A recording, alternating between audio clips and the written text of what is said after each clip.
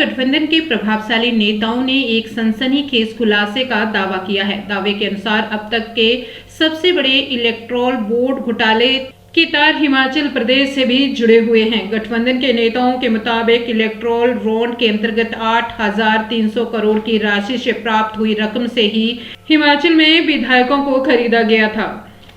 गठबंधन के नेताओं ने कहा कि अब इस मामले में प्रशांत भूषण सफाई देते नजर आ रहे हैं। गठबंधन नेताओं के मुताबिक इस इलेक्ट्रॉन ब्रांड के फर्जीवाड़े को लेकर सुप्रीम कोर्ट में मार्क्सवादी पार्टी द्वारा याचिका दायर की गई थी। उन्होंने कहा कि इलेक्ट्रॉन ब्रांड में 16,000 करोड़ से भी ज्यादा की रकम शामिल है। लिस्ट के मुताबिक 8,300 करोड़ प्रधानमंत्री मोदी और बीजेपी के खाते में गए हैं।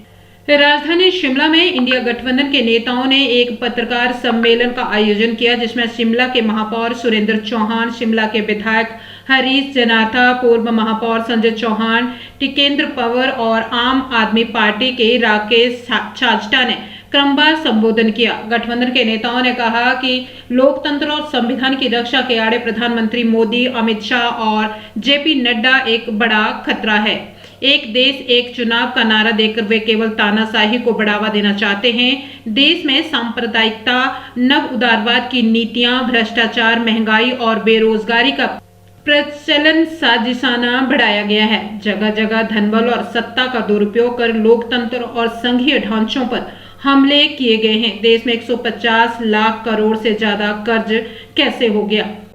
शिमला से तो चुनाव लड़ रही है और सुरेश कश्यप जो 5 साल में हमने तो शिमला शहर में कहीं देखे होंगे, लोगों के बीच कहीं नहीं। हम चुनाव प्रचार के अंदर उनको जवाब देना चाहिए था कि 5 साल हमने 10 साल पहले जो है वरिंदर कश्यप जो है उससे रहे हैं, है ना। उनको तो इसलिए काट दिया था कि उनका जो सर्वे में आया था। तो 15 साल से भाजपा को यह बताना पड़ेगा कि इस शिमला पार्लियामेंट्री कॉन्स्टिट्यूंसी में हिमाचल प्रदेश के अंदर उनका क्या योगदान रहा है। तो इसलिए आज जो इंडिया अलायंस लड़ रहा है वो इसलिए लड़ रहा है कि प्रदेश का जो किसान है, देश का जो बेरोजगार है, युवा है, उसको जो है रोजगार मिले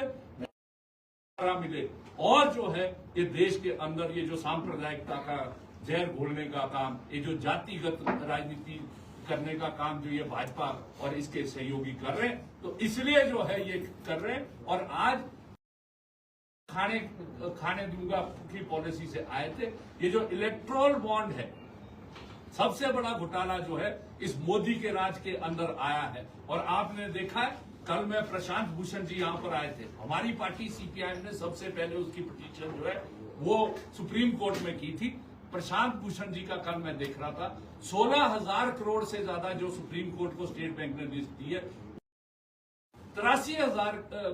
8,300 करोड़ के करीब आधा पैसा जो है वो बीजेपी के खाते में गया। और वही पैसा है जो यहाँ पर हमारे जो ये 6 बेशरम विधायक थे, मुझे बड़े उसके साथ कहना पड़ रहा है, जिन्होंने उस पैसे के लेन देन से जो है ये अपने प्रदेश की जनता से जो है वो किया है। तो इसलिए हम आपके माध्यम से प्रदेश की जनता से अपील कर रहे हैं कि जो इंडिया अलायंस सभा के कैंडिडेट हैं, स्वाभाविक रूप से वो हाथ के चुनाव चिन्ह पे कांग्रेस के कैंडिडेट्स हैं, और जो ये 6 विधानसभा के कैंडिडेट्स हैं, इनको जो है आज जनता को जो है आगे आना पड़ेगा, क्योंकि ये चुनाव भाजपा और उसके सहयोगी दल एनडीए जो है ये पूरा देश है।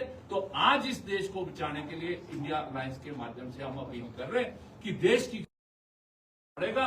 और हमें उम्मीद है जिस तरीके से ये 5 चरण का चुनाव हुआ है, मोदी और जनता ने मन बना दिया है देश के अंदर कि ये बाहर जाएंगे, क्योंकि अब वो 400 पार का नारा रहा नहीं है। अब तो जिस तरीके का जो प्रचार हमारे प्रधानमंत्री मोदी जी और उनके सहयोगी करने लग गए, और जिस तरीके से आपने मंडी में देखा है कि जो कैंडिडेट है वो बेशर्मी पे उतर गई है, वो हमारे लिए जो है अच्छे संस्कार नहीं है, ये बुखलाहट है। तो हम आपके माध्यम से अपील कर रहे हैं प्रदेश की जनता से कि इंडिया अलायंस के जो उम्मीदवार हैं उनको भारी